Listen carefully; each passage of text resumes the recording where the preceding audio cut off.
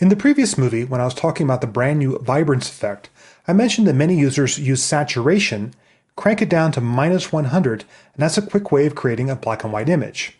Well, it's quick and easy, but it's not necessarily the best or most refined way to create a black and white image. Well, now we have a new effect to do that. Delete vibrance, and I'll apply effect, color correction, black and white. This is another effect borrowed from Photoshop, and I'm really glad they brought it in After Effects.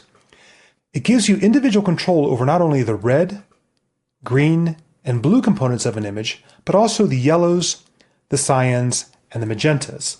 People who are more involved in the print world are more used to those colors. And if you want to see how they relate, basically red plus blue is magenta. Blue plus green is cyan. Green plus red is yellow. So it's a way of dealing with the intermediate colors instead of just dealing with the primaries.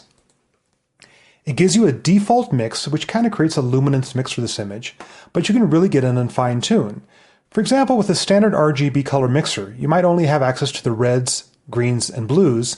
If I want to play around with the red component of this rock, we see red brings down virtually all the rocks together or increases all the rocks together.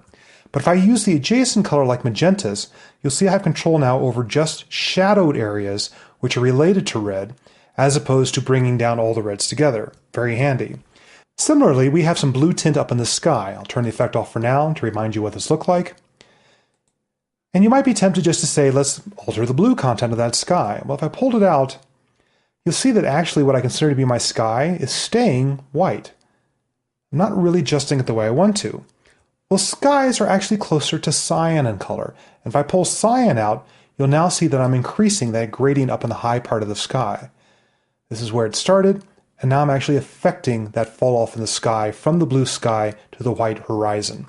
So it gives you a much more subtle way of mixing individual color components to create that ideal black and white image from your source. It also has a handy little tint command. This appears in other effects where you can just quickly tint footage as well. You create your idealized black and white version, then give it a color tint. Nice little effect.